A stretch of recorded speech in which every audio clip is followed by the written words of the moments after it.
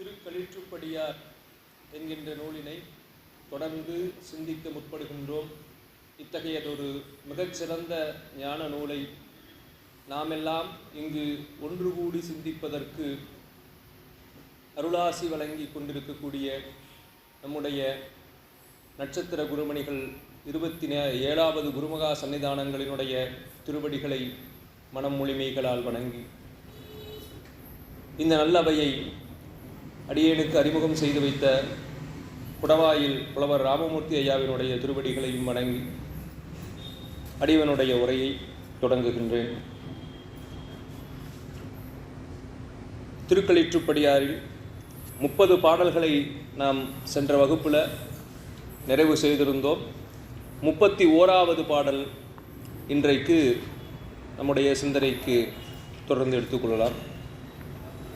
பற்றினுள் பற்றை துடைப்பதொரு பற்றறிந்து பற்றி பரிந்து இருந்து பார்க்கின்ற பற்றதனை பற்றுவிடில் அந்நிலையே தானே பரம் ஆகும் மற்றும் இது சொன்னேன் மதி.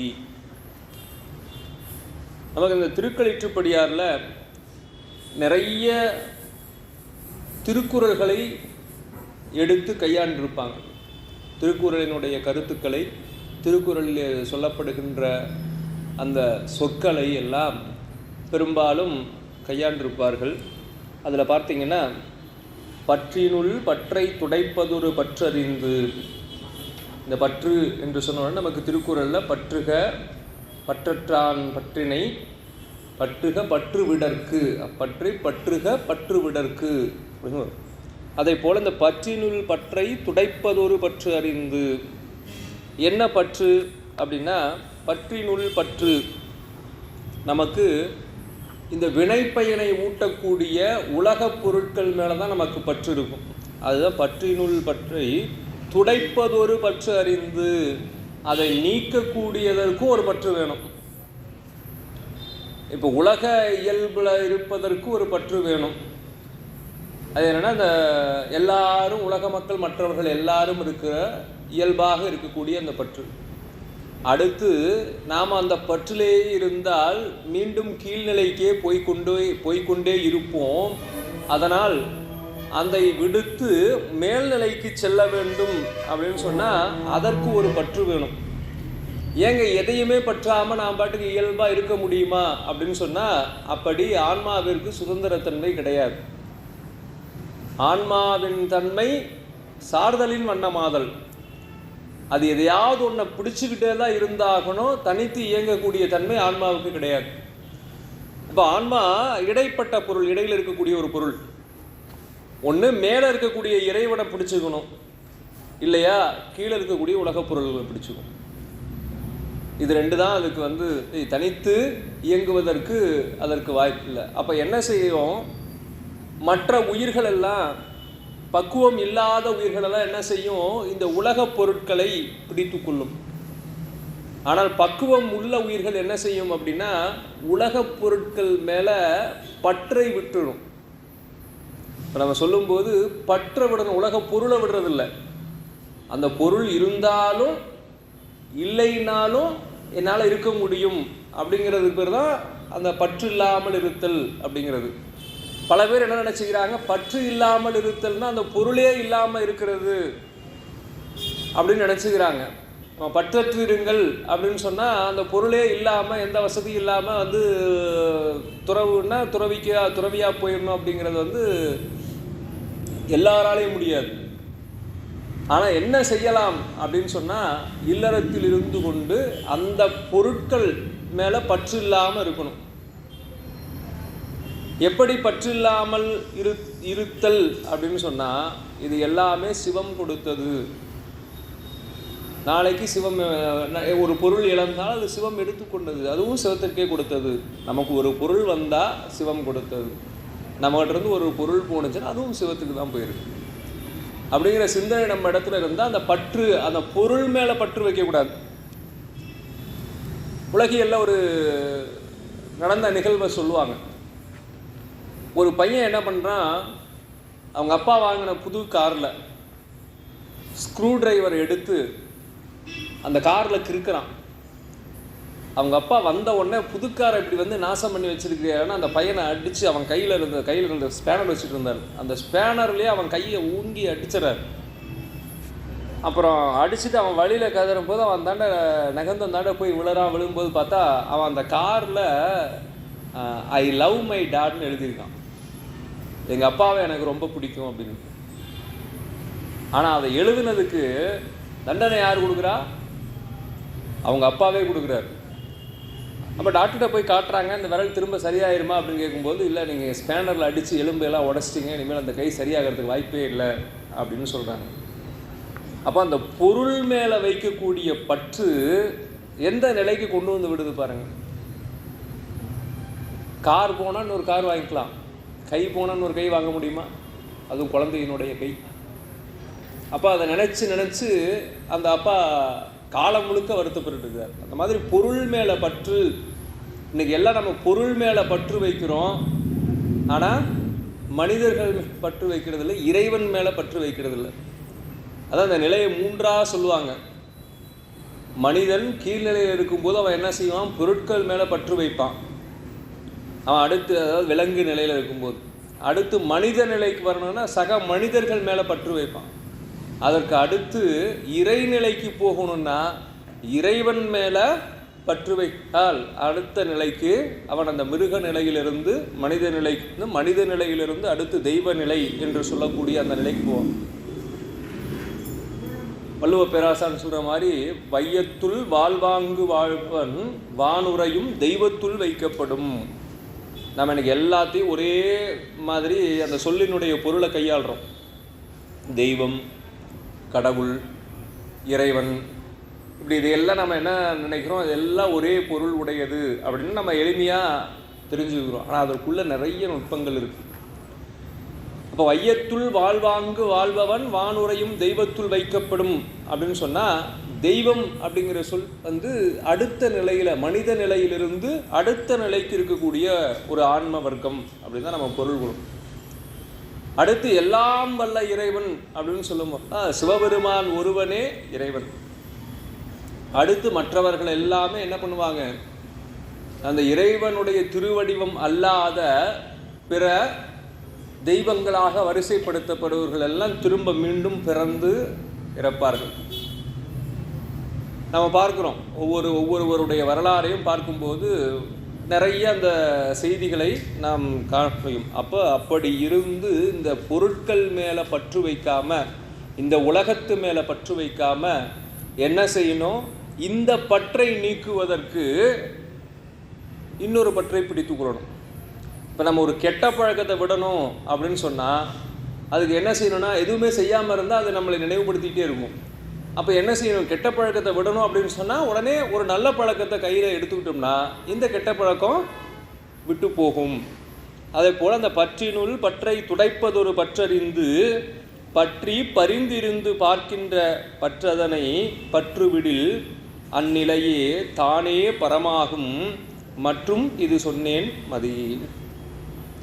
இப்போ என்ன செய்யும் அப்படின்னா, இந்த உலகப்பற்றை விட்டு இறைவனை பற்றி கொள்ளும். இறைவனை எப்படி பற்ற முடியுமோ நம்ம நேரடியாக பற்ற முடியாது. திருவருள் துணை கொண்டு, அந்த அருள் சக்தியினுடைய துணை கொண்டு நாம் இறைவனை பற்றி கொள்ளணும். முதல்ல நமக்கு இறைவன் இருப்பதை ஒவ்வொரு வகையாக அந்தந்த ஆன்மாக்களினுடைய பக்குவத்திற்கு தகுந்த மாதிரி இறைவன் உணர்த்தி நம்மை ஆட்கொள்வான். அந்த திருவருள் வழி நின்று இறைவனை உணர்ந்து நின்றால் என்ன ஆகும்னா, இந்த உலகப்பற்று நீங்கும். இந்த உலகப்பற்று நீங்கினுச்சுன்னா அடுத்து என்ன நிலை வரும் அப்படின்னா, இருவினை ஒப்பு என்கின்ற நிலை ஏற்பட்டு அடுத்து இறைவனோடு கலக்கக்கூடிய அந்த முக்தி நிலை என்று சொல்லக்கூடிய அந்த நிலை மீண்டும் பிறவாத நிலைக்கு வரக்கூடிய நெறி நமக்கு கிடைக்கும். அதற்கான முதல் படியாக இந்த பற்று அறுத்தல் என்கின்ற செய்தியை நமக்கு காட்டுகின்றார் இந்த 31வது பாடலில். அடுத்து 32வது பாடல், அறிவு அறிவாய் நிற்கில் அறிவு பலவாம் என்று அறிவின் அறிவு அவிழ்த்து கொண்டு அவ்வறிவினராய் வாழ்ந்திருப்பர் நீத்தோர்கள் மான்கரின் மாணவக தாழ்ந்த மணினாவே போல்தான். இப்போ இங்கே ஒரு உதாரணத்தை காட்டுறார். பற்றற்று இருக்கின்ற அந்த நிலையில் இருக்கக்கூடியவர்கள் தங்களுடைய அறிவு கொண்டு எதையும் செய்ய மாட்டாங்க, எல்லாம் சிவன் செயல் அப்படின்னு இருப்பாங்க. அப்படி நம்ம ஒன்றை தேடி தேடி அதனுடைய அறிவை சிந்திச்சுட்டே போனோம்னா அது என்ன ஆகும்னா அதை நோக்கி நம்ம இழுத்துக்கிட்டே போய்கொண்டே இருக்கும். இப்போ உதாரணத்துக்கு இன்றைக்கி பார்த்தோம்னா எல்லோரும் ஒரு ஃபோனை வச்சுக்கிறாங்க. அதில் பல்வேறு விதமான சமூக ஊடகங்கள் அப்படின்னு சொல்லக்கூடிய அந்த ஊடகங்களை எடுத்துக்கிறாங்க. எடுத்துகிட்டு போனால் சாமி வர்றதை நம்ம எதுக்காக வரோம்? சாமியை பார்க்க வரோம். ஆனால் நாம் என்ன நினச்சிக்கிறோம் அப்படின்னா, சாமியை நாம் பார்க்க வர்றது மட்டும் இல்லை, சில பேர் மற்றவர்களும் பார்க்கட்டுங்கிற எண்ணத்தில் அதை பயன்படுத்துகிறாங்க. இன்னும் சில பேர் நான் இங்கே வந்திருக்கேன், எப்போ நான் இங்கே வந்திருக்கேன் அப்படின்னா எப்படி நம்புறது? அதுக்கு ஒரு சான்று வேணும் இல்லையா? அதனால் அப்படியே சாமி கூட நின்று ஒரு செல்ஃபி எடுத்துக்கிறது. இல்லை அங்கங்கே எடுத்தது போக இப்போ கருவறையில் எடுக்க ஆரம்பிச்சிட்டாங்க. அப்போ என்ன செய்கிறோம்? நான் அப்போ தான் இந்த கோயிலுக்கு வர்றேன் அப்படின்னு நாம் வர்றதை நாமும் இறைவனும் தெரிஞ்சு கொண்டால் போதும், மற்றவர்களுக்கு தெரிவிக்கணுங்கிற அவசியம் இல்லை. அப்படி நாம் போனோன்னு சொல்லி ஒருத்தட்ட சொன்னால் எங்கே ப்ரூஃப் காட்டு அப்படின்னு சொல்கிறவங்களோட தொடர்பே நமக்கு தேவையில்லை. அப்படி நம்ம மேலே நம்பிக்கை இல்லாதவங்க நம்மளோட தொடர்பில் இருந்து என்ன பண்ண போகிறாங்க? அப்போ அதெல்லாம் என்னென்னா அவங்க தான் நம்மளை பின்னால் இருந்து அந்த ஊக்குவிக்கிறது. நம்ம என்னென்னா, நீ ஃபோட்டோ எடுத்து காட்டினா தான் நம்புவேன். சரிங்க, செல்ஃபி எடுக்காமல் நேராக அப்படி ஒரு ஃபோட்டோ எடுத்து அனுப்புனா வேறு யாரோ எடுத்த ஃபோட்டோவை நீ அனுப்பியிருக்க, அப்போ நானும் இருந்து செல்ஃபி எடுக்க வேண்டியதாக இருக்குது. இன்றைக்கி எல்லா இடங்கள்லையும் அப்படி ஆயிடுச்சு. இன்னைக்கு எதுக்குனாலும் ஒரு ஆதாரம் வேணும் அப்படின்னு சொன்னால் இன்றைக்கி செல்ஃபி அப்படிங்கிறத ஒரு பெரிய ஒரு ஆதாரமாக இருக்குது. அப்புறம் அதை எடுத்து ஆதாரத்துக்கு எடுத்தவங்க சும்மா இருப்பாங்களா? அதுக்கடுத்து இன்னும் என்னென்ன இருக்குது, ஃபேஸ்புக்கு, ட்விட்டரு, இன்ஸ்டா, இன்னும் என்னென்னவோ புதுசாலாம் வந்துருக்கு, அது எல்லாத்துலேயும் போட்டு அப்படி தான் இன்றைக்கி சூழல் ஓடிட்டுருக்கு. அப்போ இது மேலே கவனம் செலுத்த ஆரம்பிச்சிங்கன்னா எப்படி நீங்கள் இறைவன் மேலே கவனம் செலுத்துவீங்க? அப்போ நம்முடைய கவனம் எங்கே மாறி போயிடும்? நம்ம எதுக்காக வந்தோம்? உலகத்தில் இருக்கிற மற்ற பற்றுகளை விடணும் அப்படிங்கிறதுக்காக தான் இறைவன்கிட்ட வந்தோம். இறைவன்கிட்ட யாரோ கேட்குறாங்கன்னு ஒரு ஃபோட்டோ எடுத்தோம். அந்த ஃபோட்டோ நம்மளை எங்கே கொண்டு போய் நிறுத்தியிருக்குது? திரும்பவும் உலகத்துக்கே கொண்டு போச்சு. அப்போ என்ன செய்கிறோம்? இந்த அறிவு அதில் இப்படி ஃபோட்டோவை இந்த பக்கம் திருப்புங்க, அந்த பக்கம் திருப்புங்க, அதில் டிசைனாக நம்ம அதில் கவனத்தை செலுத்திக்கிட்டே இருந்தோம்னா உண்மையாக இறை நோக்கத்திலிருந்து நாம் விலகி போயிடுவோம். அப்படி இல்லாமல் அந்த அறிவுங்கிறத கொஞ்சம் விட்டுருணும். அதனால தான் அறிவினால் ஆகுவதுண்டோ பிரிதின் நோய் தன்னோய் போல் பொற்றா கடை. மாணிக்கவாசகரும் நிறைய இடத்துல சொல்லுவார், கற்றாரை யான் வேண்டேன். ஆமாம், கற்பனவே இனியமையும் குற்றாலத் தமர்ந்துரையும் கூத்தாவும் குறைகளற்கே கற்றாவின் மனம் போல கசிந்துருக வேண்டுவனே. இப்போ அறிவு என்ன பண்ணும் அப்படின்னு சொன்னால் தொடர்ந்து கேள்வியாக கேட்டுட்ருக்கோம். என் படத்தில் சொல்ல மாதிரி கேள்விக்கு பிறந்தவனே அப்படின்னு சொல்லி எப்போ பார்த்தாலும் ஏதாவது ஒரு கேள்வியை கேட்டுகிட்டே இருப்பாங்க. இது என்ன, அது என்ன, இது எப்படி வந்தது, அது எப்படி வந்தது அப்படின்னு சொல்லி கேள்வியாக கேட்டுட்டு இருப்பாங்க. பின்னால் ஒரு இதில் சொல்லுவார். அப்போ என்ன அப்படின்னா, அப்படி கேள்வியாக கேட்டுகிட்டே இருந்தோம்னா அறிவு விளக்கம் பெறுவதற்காக நம்ம கேள்வியாக கேட்டுகிட்டே இருந்தோம்னா என்ன ஆகும் அப்படின்னா ஒரு கட்டத்தில் சலிச்சுட்டு போயிடும். அப்படி சலிப்படைஞ்சு அப்புறம் அதை விட்டுருவோம். அந்த அறிவு என்ன பண்ணுன்னா அடுத்து என்ன, இது ஏன் இப்படி வந்தது, இது ஏன் இப்படி வந்ததுன்னு கேள்வி மேலே கேள்வியாக கேட்டுட்டு அந்த அறிவு பலவாக இருக்கக்கூடிய அந்த அறிவில் இப்போ இந்த இதில் எப்படி போட்டிருக்காங்க, அடுத்த இதில் என்ன போட்டிருக்காங்க, அதில் என்ன போட்டிருக்காங்க அப்படின்னு ஆராய்ச்சி செய்து கொண்டே போய்கிட்டே இருந்தோம்னா அந்த அறிவை நோக்கித்தான் நம்முடைய சிந்தனை போய்கொண்டு இருக்குமே ஒழிய இறைவனை நோக்கி திரும்பாது என்பதனால அந்த அறிவை ஓரமாக வச்சுட்டு எப்படி இறைவனுடைய திருவடியை பணியணும் அப்படின்னு சொன்னால் இந்த மணியினுடைய எப்படி அந்த மணியை கீழே இப்படி வச்சிட்டோம்னா அது அசையாமல் இருப்பதை போல மனம் அசையாமல் அங்கே இங்கே ஓடாமல் இறைவனை தொழ வேண்டும், வழிபாடு செய்யணும்னு சொல்கிறார். கண்ணதாசன் கூட ஒரு பாட்டில் எழுதியிருப்பார். அதாவது அங்கொரு கண்ணும் இங்கொரு கண்ணும் ஆலய வழிபாடு இல்லை.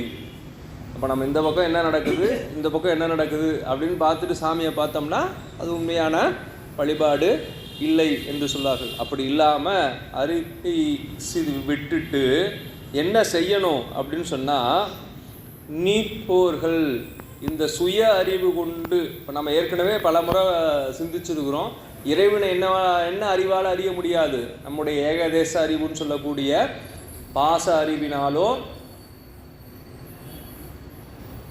பசு அறிவினாலோ இறைவனை அறிய முடியாது. அப்போ எதனால தான் இறைவனை அறிய முடியும் அப்படின்னு சொன்னால், இறைவனே அருள் செய்தாதான், அவன் அருளாலே அவன் தாள் வணங்கி அவனே பதி அறிவை நம்மிடத்தே கொடுத்து அதற்கப்புறம் நம்மை தன்னோடு அழைத்து செல்லக்கூடிய அந்த காட்சியை நம்ம பார்க்கிறோம். அப்படி இருக்கக்கூடிய நல்ல சான்றோர்கள் போல நீ நம்முடைய செயல் தன்னுடைய செயல். இப்போ நிறைய பேரை பார்க்குறோம், அவர்கள் புறத்தோற்றத்தில் எப்படி இருந்தாலும் சரி, அகத்தில் இறைவனை நினைத்திருக்கக்கூடியவர்கள் என்ன செய்வாங்கன்னா, அவர்களுடைய செயல் இது அப்படின்னு ஒவ்வொன்றையும் நினைக்க மாட்டாங்க. இறைவனுடைய அருட்கருணையால் இது நடந்தது, இறைவனுடைய கருணையால் இது நடந்தது அப்படின்னு நினைக்கக்கூடியவர்களாக அவர்கள் இருப்பார்கள். அப்படி அந்த இயக்கத்தை இயல்பாக நடக்கக்கூடிய எல்லாவற்றையும் தன்னை இயக்குவது இறைவன்தான் என்பதை உணர்ந்து நிற்கக்கூடிய அவர்களுடைய செய்கை அவர்களுக்கு வினை ஏறாது. என்ன நடக்கும்? ஆனால் செயல் மட்டும் நடந்து கொண்டே இருக்கும். அதில் அந்த எப்படி தான் என்கின்ற அந்த முனைப்பு இன்றி பணி செய்யக்கூடிய நிலையை இங்கே காட்டுறார். அடுத்து 33வது பாடல். ஓசையலாம் அற்றால் ஒலிக்கும் திருச்சிலம்பின் ஓசை வழியே சென்று ஒத்து ஒடுங்கின் ஓசையினில் அந்த தானத்தால் அறிவையுடன் அம்பலத்தே வந்து ஒத்தார் நத்தான் மகிழ்ந்து. இங்கே ஓசையெல்லாம் அற்றால், இந்த புறத்தில் இருக்கக்கூடிய ஓசையெல்லாம் அடங்குனா அடுத்து என்ன நம்ம அகத்தில் நடக்கக்கூடிய ஓசை நமக்கு கேட்கும். இந்த ஓசையெல்லாம் அற்றவுடனே ஒலிக்கும் திருச்சிலம்பின் ஓசை. அப்போ எப்போதும் இந்த இடத்துல இதயத்திலே ஆனந்த கூத்து நிகழ்த்தி கொண்டிருக்கிறான் இல்லையா இறைவன், ஐந்தொழில் கூத்து நடத்தி கொண்டிருக்கிறான். அதில் அவனுடைய திருச்சிலம்பினுடைய அந்த ஒலி. இப்போ நம்ம அமைதியாக இருந்தோம்னா நமக்கே கொஞ்சம் நேரத்தில் சத்தம் கேட்கும். வீட்டில் அந்த கடிகார முள் நகர்ற அந்த நொடி முள் நகர்ற சத்தம் கேட்கும். இன்னும் அதையும் கவனிக்காமல் ரொம்ப அமைதியாக இருந்தோம்னா நம்முடைய இதயம் துடிக்கின்ற அந்த ஓசையை நாம் கேட்கலாம். ஒரு முறை என்ன பண்ணார், ஒரு அந்த காலத்தில் நம்ம பார்த்துருப்போம், நீங்களாம் எல்லாம் மாற்றம் வந்துருச்சு. அவர் ஒரு கிணற்றில் அந்த மோட்டார் இருக்கக்கூடிய பகுதியில் போய் என்ன பண்ணிட்டார், அவருடைய கை கடிகாரத்தை தொலைச்சிட்டார். எங்கே வச்சாருன்னு தெரியல. எல்லாரும் தேடுறாங்க, யார் கண்ணுக்கும் சிக்கலை. அப்போ அந்த வழியாக போன ஒருத்தர்கிட்ட போய் இப்படி தொலைஞ்சு போச்சுங்க, என்ன பண்ணது இல்லை, சரி இருப்பா அப்படின்னு சொல்லிட்டு அவர் போய் அந்த அறைக்குள்ளே ஒரு 10 நிமிஷம் அமைதியாக உட்காந்துருக்கிறார். நம்ம முன்ன சொன்னதை போல் அந்த 10 நிமிடம் அமைதியாக உட்கார்ந்துருந்த உடனே அந்த நொடிமுள் நகரக்கூடிய சத்தம் அவருக்கு கேட்கும். அப்படி கேட்ட உடனேயே கொஞ்சம் கொஞ்சமாக அதை கூர்ந்து கவனிக்க அந்த சத்தம் எங்கிருந்து வருது அப்படின்னு சொல்லி அவர் கடிகாரத்தை தேடி எடுத்துட்டார். இப்படி நாம் இந்த புற ஒளிகளில் கவனம் செலுத்தாமல் உள்ளுக்குள்ளே இறைவனை நினைந்தால் அவன் இந்த அகத்திலே ஆடிக்கொண்டிருக்கக்கூடிய அந்த சிலம்பினுடைய ஒளி கேட்கும். எப்பவுமே நம்ம என்ன பண்ணுவோம், திடீர்னு ஒரு சத்தம் வந்ததுன்னா, இப்போ வகுப்பு நம்ம நடத்திட்டு இருக்கோம், எல்லாரும் வகுப்பு கேட்டுருக்கோம், திடீர்னு டமால்னு ஒரு சத்தம் வந்தால் எல்லாரும் என்ன பண்ணுவோம், டப்புன்னு அந்த சத்தம் வந்த திசையை நோக்கி பார்ப்போம். அப்போ உள்ள அமைதியாக இருக்கும் பொழுது இறைவனுடைய அந்த திருச்சிலம்பினுடைய ஒளி வந்த உடனே நம்ம என்ன உள்ள கவனிப்போம், என்ன ஏதோ சத்தம் கேட்குது அப்படின்னு சொல்லி. எங்கிருந்து சத்தம் வருது? இறைவனுடைய திருவடி, அந்த திருவடியில் இருக்கக்கூடிய சிலம்பு, அந்த சிலம்பில் இருந்து வந்த ஒளி. சிலம்பே இவ்வளோ அழகாக இருக்கு, அடுத்து இந்த திருவடி இவ்வளோ அழகாக இருக்கு, அடுத்து இறைவன் எப்படி இருப்பான். அப்படியே அந்த திருவடியை பிடித்து கொண்டு இறைவனை கவனிக்க ஆரம்பிக்கணும். அதுதான் அந்த திருவருள் வழியாக இறைவனை சென்றடைதல். இப்போ நம்ம காலையில் இருள் நீங்கி, இன்றைக்கெல்லாம் நம்ம லைட் போட்டுக்கிட்டோம், இருள் நீங்கி சூரியனை பார்க்கணுன்னா எப்படி பார்க்க முடியும் அப்படின்னு சொன்னால், அந்த சூரிய கதிர்கள் மண்ணில் பட்ட உடனே அதன் மூலமாக அந்த கதிரை அப்படியே கொஞ்சம் கொஞ்சமாக மேலே சூரியனை பார்க்கலாம். அதே போல் அந்த இறைவனுடைய திருவடியிலிருந்து வந்த சிலம்பினுடைய ஒளி கேட்டு அந்த சிலம்புக்கு அடுத்து அதை சூடி இருக்கக்கூடிய திருவடி, அதற்கப்புறம் அந்த திருவடியை நமக்கு அருளுகின்ற இறைவன், இப்படி ஒவ்வொன்றாக பார்த்து இந்த மனம் மற்றவற்றை நீங்கி அதிலே ஒடுங்கினால் ஓசையினில் அந்த தான் அதில் இருக்கக்கூடிய இறைவன் அறிவையுடன் அம்பலத்தே வந்து உமையம்மையோடு வந்து நமக்கு இறைவன் அருள் செய்வார் என்று அந்த சக்தியோடு இறைவன் வந்து அருள் செய்கின்ற அந்த நிலையை இங்கே நமக்கு எடுத்து இயம்புகின்றார். அடுத்து 34வது பாடல். சார்புணர்ந்து சார்பு கெட ஒழுகின் என்றமையால் சார்பு உணர்தல் தானே தியானமுமாம். சார்பு கெட ஒழுகின் நல்ல சமாதியுமாம். கேதப்பட வருவது இல்லை வினைப்பற்று. அப்போ முதல்ல என்ன செய்ய ஆரம்பிப்போம், இந்த முதல்ல நமக்கெல்லாம் பூசை முறைகளை ஒவ்வொன்றாக பழக்குவாங்க. முதல்ல சமயதி எடுத்து அதற்கப்புறம் பின்னால் விசேடம் எடுத்து அப்படியே ஒவ்வொரு நிலையாக படிநிலையாக போகும்போது நமக்கு அந்த மந்திரத்தில் கணிக்கக்கூடிய கொஞ்சம் கொஞ்சமாக கணித்து அந்த மந்திரத்திலே மனம் ஒன்றி அடுத்த நிலைக்கு நம்ம போகக்கூடிய நிலை வரும். சார்பு உணர்ந்து சார்பு கெட ஒழுகின். முன்பு சொன்னதை போல் அந்த பற்றில் எந்த பற்றை நம்ம பிடிச்சிக்கணும், நம்ம நடுவில் கீழே இருக்கக்கூடிய உலகப் பொருட்களையா அல்லது இறைவனையா, அந்த இறை சார்பில் நின்று இந்த சார்பு கெட அகசார்பு கெட ஒழுகின் என்றமையால் சார்பு உணர்தல் தானே தியானமுமாம். அப்படி இறைவன் இருக்கின்றான் என்கின்ற அவனோடு துறவுபடுத்தி அவனை உள்ளத்திலே நினைந்து இந்த அகத்திலே அகப்பூசை செய்கின்ற நிலைக்கு தான் தியானம் பேரு. அப்படிப்பட்ட நிலை இன்னும் தொடர்ந்து சார்பு கெட ஒழுகின் நல்ல சமாதியுமாம்.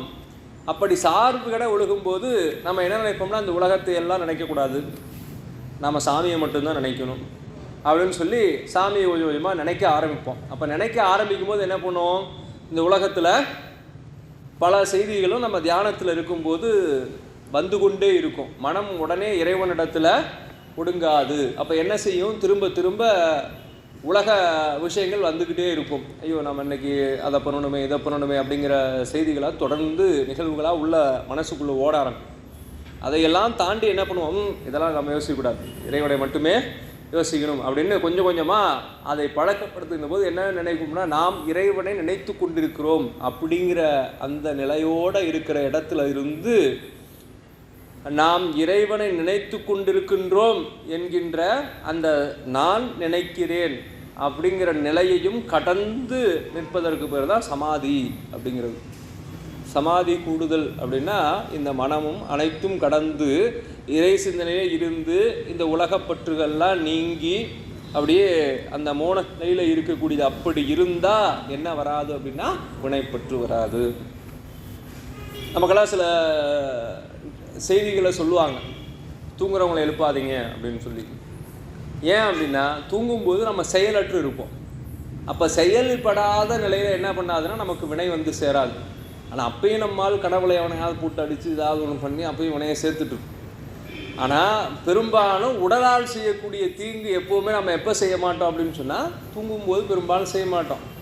அதனால் தூங்குறவங்களை எழுப்பாதீங்கன்னு சொல்லுவாங்க. ஒரு முறை ஒரு முதலமைச்சர், அவருடைய பேரடி தெரியல, சேலத்தை பற்றி சொல்லும்போது, சேலம் நகரத்தை பற்றி சொல்லும்போது மற்ற நகரங்களை விட இங்கே குற்றங்கள் கம்மியாக இருக்கிறது காரணம் என்ன அப்படின்னு பார்த்தா, அப்போ சேலத்தில் மொத்தம் 72 தேட்டர் இருந்தான்.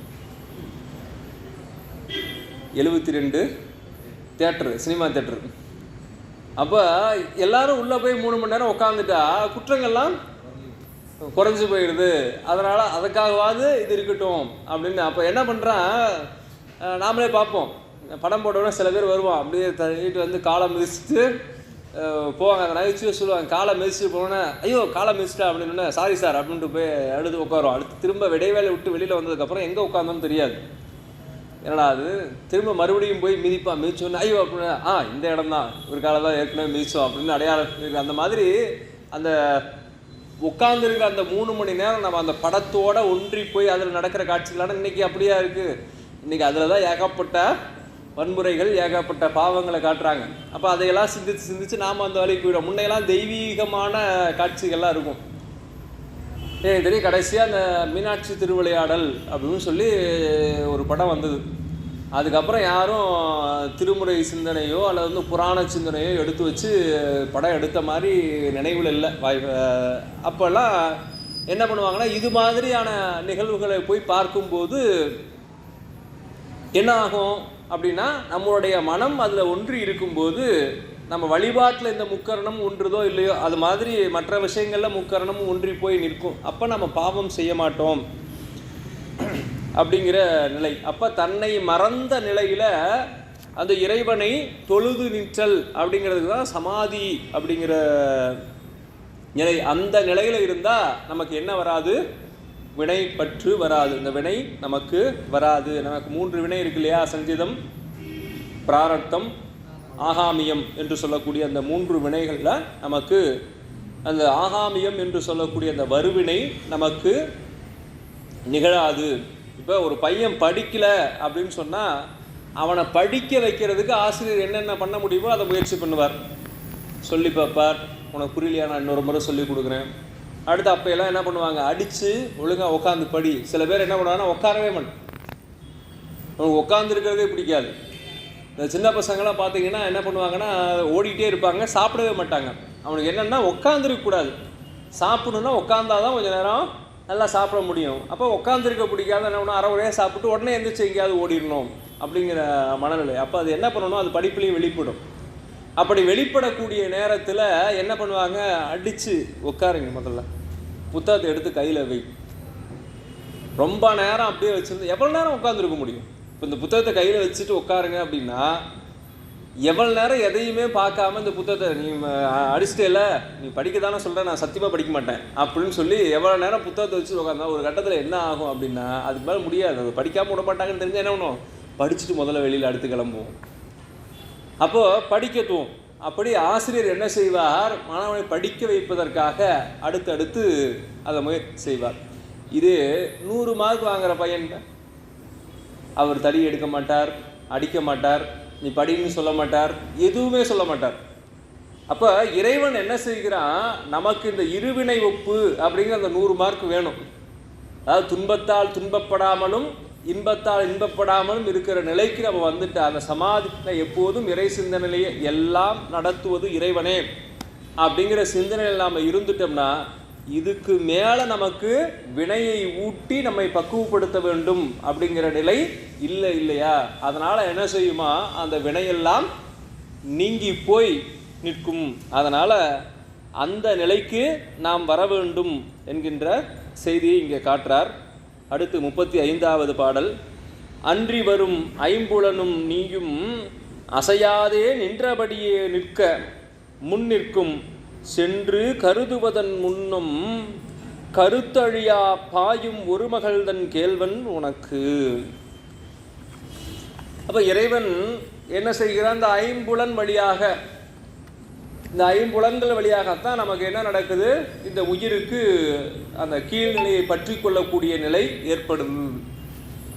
எப்படி அப்படின்னு சொன்னால் அது ஒவ்வொரு விலங்குகளையும் நமக்கு வந்து விலங்குகள் பறவைகள்லாம் சில வந்து இயல்பாக பார்த்தாவே தெரிஞ்சுக்கலாம். இதை என்ன பண்ணும், இந்த விட்டில் பூச்சி விளக்கினுடைய ஒளி, இன்றைக்கி நம்ம எலக்ட்ரிக்கை போட்டோம், டியூப்லைட் போட்டு அது வந்து மோதினா மோதிட்டு அது பாட்டு இது போயிடுது. ஆனால் முன்ன வந்து விளக்கினுடைய ஒளியில் என்ன பண்ணோம், அந்த தீ சுடர் மேலே அதை ஏதோ பிடிக்கணும்னு ஆசைப்பட்டு அந்த விட்டில் பூச்சிகள் வந்து என்ன பண்ணோன்னா அந்த தீயில் விழுந்து இறந்து போயிடும், அந்த விளக்கு ஒளியில் பட்டு. இது என்னென்னா கண்ணால் பார்த்ததுனால அந்த வினை. இப்படி ஒவ்வொன்றும் இந்த ஆம்பு என்ன பண்ணுவாங்க, மகுடி ஊதிப்பாங்க, அது என்ன பண்ணும், காதால் கேட்டதுனால அந்த வினை. இப்படி ஒவ்வொன்றா ஒவ்வொரு விலங்குகளுக்கும் ஒவ்வொரு இதை காட்டி பிடிப்பாங்க இல்லையா? அப்படி பிடித்து அதை கொள்வார். அதை போல் அதனுடைய இறப்பு இப்படி தான் நிகழும் அப்படின்னு இருக்குது. அந்த மாதிரி நம்ம ஐம்புலன்களில் இந்த உயிர் அறிவை செலுத்தி கொண்டே இருந்தோம்னா அது என்ன ஆகும் அப்படின்னு சொன்னால் நம்ம கீழ்நிலையிலேயே வைத்திருக்கும். ஆனால் மாயினுடைய இயல்பு, இந்த ஆணவம் கண்ம மாய, இந்த 3 குற்றங்களும் அதில் ஆணவம் என்ன செய்யும் அப்படின்னா இருளை விட கொடுமையானதுன்னு சொல்லுவாங்க. ஏன் இருளை விட கொடுமையானது அப்படின்னு சொன்னால், இருளாவது தான் இருப்பதை காட்டும். இப்போ இங்கே எல்லாம் சுற்றிலும் லைட்டெல்லாம் ஆஃப் ஆகிடுச்சு. அப்போ என்ன தெரியும், முழுக்க இருட்டாக தெரியும். இருள் தன்னை காட்டும், மற்ற பொருளை காட்டாது. இப்போ இங்கே யார் உட்காந்துருந்தாங்க நமக்கு ஞாபக சக்தியில், இங்கே முதல்ல ஐயா உட்காந்துருந்தார், அடுத்து இவர் உட்காந்துருந்தார் அப்படின்னு நமக்கு ஞாபக சக்தியில் வரும். ஆனால் கண் பார்வையில் யார் யார் எங்கே உட்காந்துருந்தாங்க நமக்கு ஞாபகம்னா வராது. அப்போ எல்லாம் மறைஞ்சிடும். இந்த நாற்காலி இங்கே இருக்கிறது எல்லாம் மறைஞ்சிடும். திரும்ப ஒளி வந்த உடனே அது எல்லாம் கண்ணுக்கு படும். அப்போது இருள் வந்த உடனே என்ன பண்ணும்? இருள் தன்னை காட்டும். ஆனால் ஆணவம் வந்துடுச்சுன்னு வச்சுக்கோங்க, இருளாவது தன்னை காட்டும். ஆனால் இந்த ஆணவங்கிற இருள் நம்மை பற்றிடுச்சுன்னா நமக்கு ஆணவம் இருக்குங்கிறத காட்டவே காட்டாது. என்னவோ நாம தான் புதிதாக ஒரு முக்தி நெறியை கண்டுபிடிச்சிருக்கிறோம், நமக்கு பின்னால் எல்லாரும் வந்தால் தான் சாமிகிட்ட போக முடியும் அப்படிங்கிற ஒரு நிலையை நமக்குள்ளே உருவாக்கிறோம். மற்றவங்களாம் சொல்லுவாங்க, சின்னவங்களும் சொல்லுவாங்க, பெரியவங்களும் சொல்லுவாங்க, நீ பண்ணுறது தப்புப்பா, இது மிகப்பெரிய ஆணவம், அதை செய்யாத அப்படின்னு சொன்னால் எனக்கு ஆணவமா அப்படின்னு திரும்ப கேட்குமே ஒழிய ஆணவம் தன்னுடைய இருப்பை காட்டவே காட்டாது. அப்போ இந்த ஐம்புலன்களினுடைய வழி நின்று நாம் இந்த ஆணவம் மாயை பற்றி கொண்டு இருந்தால் என்ன நடக்கும் அப்படின்னு சொன்னால், ஐம்புலன்லேயே அப்படி எப்படி அந்த விட்டில் பூச்சி விழுந்து சாகிறதோ அதை போல இந்த உயிரும் என்ன பண்ணும்?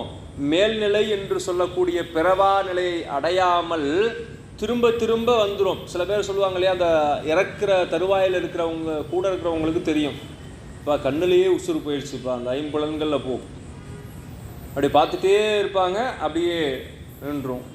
சில பேர் பார்த்தீங்கன்னா வாய் வழியாக உயிர் போகும், அப்படியே இருப்பாங்க, அப்படின்னு திறந்த உடனே அந்த உயிர் போயிடும். இப்படி அந்த ஐம்புலன்களிலே ஈடுபட்டு இப்படியே வீணாக திரும்ப மீண்டும் பிறப்புக்கு வந்து கொண்டே இருக்கக்கூடிய நிலை மாறி அவற்றின்பால் செல்லாமல், அப்படியே அசையாமல், அவற்றின்பால் மனத்தை செலுத்தாமல், அவற்றின்பால் அந்த ஐம்புல அறிவை செலுத்தாமல், எப்படி நம்முடைய சுந்தரமூர்த்தி நாயனார் தில்லையில் தரிசனம் அனுபவம் பண்ணார் இல்லையா, 5 பேர் அறிவும் கண்களே, எப்போவுமே இறை சிந்தனை, அளப்பெரும் கரணங்கள் 4 சிந்தையேயாக, குணம் ஒரு 3 திருந்து சாத்விகமே ஆக.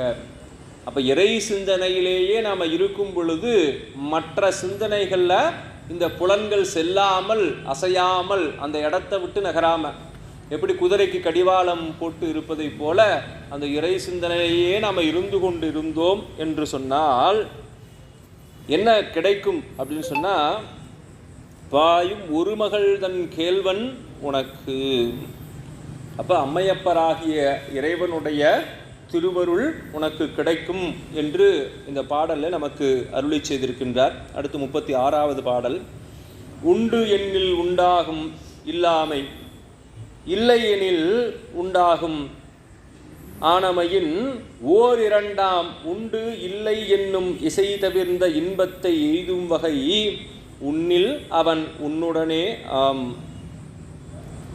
இப்போ நம்ம இங்கேயும் அதே செய்தி திரும்ப சொல்கிறார். என்ன அப்படின்னா, இறைவனை நம்ம இடத்துல இருக்கக்கூடிய பாச அறிவினாலோ அல்லது பசு அறிவினாலோ அறிந்து கொள்ள முடியாதுன்னு சொல்லி, அப்போ இறைவனை நம்ம இடத்துல இருக்கக்கூடிய அறிவிலிருந்து அறிந்து கொள்ள முடியாது அப்படின்னு சொன்னால் அது என்ன ஆகிடும் அப்படின்னா, இறைவன் இல்பொருள் ஆகிடும். அப்போ இறைவன் இல்பொருளா அப்படின்னா இல்லை, அவன் எப்பொழுதும் இருக்கின்றான். அப்போ அடுத்து என்ன சொல்கிறாங்க, இறைவன் உண்டு அப்படின்னு நம்ம சொன்னோம்னா, உண்டு என்று சொன்னால் அதை மற்ற பொருட்களைப் போல சுட்டி அறியக்கூடிய பொருளாக இருந்தால் என்ன ஆகும்? சுட்டி அறியக்கூடிய பொருள் எல்லாம் என்ன நிலையம்னா தோன்றி நின்று அழியும். இப்போ சுட்டி அறிகிறோம், இது செல்ஃபோன் அப்படின்னு சுட்டுறோம்னா இந்த செல்ஃபோன் என்ன ஆகும்? கொஞ்ச நாள் இருக்கும், அப்புறம் செயல்படாமல் போனோன்னு இதை தூக்கி போட்டு வேறு ஃபோனை வச்சுக்குவோம். இதுதான் நம்முடைய சட்டையும் இது மாதிரி தான். உடனே என்ன பண்ணுவோம், நம்மளோட சிம் தான் உயிர், அந்த சிம்மை எடுத்து வேறு செல்ஃபோனில் போட்டுக்குவோம். இப்போ அதுவும் முடியலையா, இப்போ அதுக்கெலாம் நிறைய ஆப்ஷன் வந்துருச்சு, புது சிம்மே வாங்கி வச்சுக்கிறோம். அப்போ சிம் உயிர் போல், ஒரு செல்ஃபோனுக்கு எப்படி சிம் உயிர் போல் இருக்கோ அதே போல் ஃபோனை மாற்றிக்கலாம். அந்த சிம்மை எடுத்துகிட்டு நீங்கள் வேறு அதே எண்ணை நம்ம வாங்கிக்கிறதுக்கூடிய வசதிகள்லாம் இருக்குது. அப்படி அந்த என்ன பண்ணுறோம், அந்த எண்ணை பதிவு பண்ணிட்டோம்னா அதில் நமக்கு முன்னால் என்ன பதிவுகள் இருந்ததோ அதை இந்த புது ஃபோன்லேயும் நம்ம அதை மாற்றிக்கிறோம். அந்த போல் இந்த உயிர் நிலை என்ன அப்படின்னா, சுட்டி அறியக்கூடிய பொருள்கள் எதுவோ அதெல்லாம் தோன்றி நின்று அழியும். அப்போ இதுதான் இறைவன் அப்படின்னு சொன்னோம்னா, அப்படி சுட்டி காட்டக்கூடிய பொருளாக இறைவனை சொன்னோம்னா, இறைவனும் ஒரு கட்டத்தில் இது போல் இல்லாமல் போய்விடுவாங்கிற பொருள் வந்துடும். அதனால் அவன் உண்டு இல்லை என்று வெளியில் இடாமல், இசை தவிர்ந்த இன்பத்தை எய்தும் வகை உன்னில் அவன் உன்னுடனே ஆம். இறைவன் எப்போதும் எங்கே இருக்கிறான்? இமைப்பொழுதும் என் நெஞ்சில் நீங்காதான் தாழ்வாழ்க என்று சொல்லக்கூடிய அந்த நிலையில் எப்போதும் நம்முடைய நெஞ்சத்திலே இருந்து கொண்டே இருக்கின்றான். அதை சொல்கிறார், இறைவன் ஒன்றாய் உடனாய் வேறாய் நின்று அருள் செய்தல். அடுத்து 37வது பாடல். தூள உடம்பு ஆய 31 தத்துவமும் மூல உடம்பாம் முதல் 4 மேலை சிவமாம் பரிசினையும் தேர்ந்து உணர்ந்தார் சேர்ந்தார் பவமாம் பரிசருப்பார்பார். இப்போ நமக்கு இருக்கக்கூடிய 36 தத்துவங்கள். மொத்த தத்துவங்கள் எத்தனை? 36. ஆன்ம தத்துவங்கள் 24. அடுத்து வித்யா தத்துவம் 7. அடுத்து சுத்த தத்துவம் 5. இதில் இந்த 24, 7, 31 தத்துவங்களையும் தூள உடம்பாய 31 தத்துவமும் அப்படின்னு சொல்கிறார். இப்போ தூள உடம்புக்கு இந்த 31 தத்துவம், அதற்கு அடுத்து இருக்கக்கூடிய மூல உடம்பாம் முதல் 4, அடுத்து சுத்த தத்துவத்தில் இருக்கக்கூடிய 4, அந்த 4 தத்துவம் சொல்லிட்டு அந்த சிவ தத்துவம்னு சொல்கிறாங்க இல்லையா? தத்துவங்கள் 5ல் முதல்ல சிவம், சக்தி, சொல்ல மாட்டேங்கிறீங்க,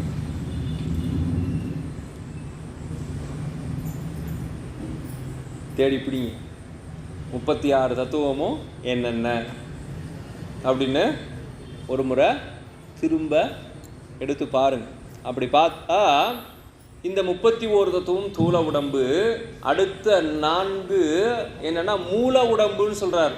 நம்மளாம் என்ன சொல்லுவோம்? ஸ்தூலம், அடுத்து சூக்குமம் அப்படின்னு சொல்லுவோம் இல்லையா? அதை விடுத்து மூல உடம்பு அப்படின்னு சொல்றார். மூல உடம்பாம் முதல் 4 மேலை சிவமாம் பரிசினையும் அடுத்து இருக்கக்கூடிய சிவமாக இருக்கக்கூடிய கடைசி தத்துவம் 36வது நிலையில் இருக்கக்கூடிய அந்த எல்லாவற்றுக்கும் மேலாக இருக்கக்கூடிய சிவமாம் பரிசினையும் தேர்ந்து உணர்ந்தார் சேர்ந்தார் பவமாம் பரிசருப்பார்வார். பவம்னா பிறவி. இந்த பிறவி அறுப்பார், அந்த பிறவியை நீக்குவாராக இருப்பவர் யார் அப்படின்னு சொன்னால் அந்த சிவமாம் பரிசினை தேர்ந்து உணர்ந்து அதன் வழி நிற்கக்கூடியவர்கள் அப்படின்னு சொல்கிறார். இதில் இந்த 36 தத்துவங்களையும் ஒவ்வொன்றா நம்ம தெரிந்து கொள்ளணும்.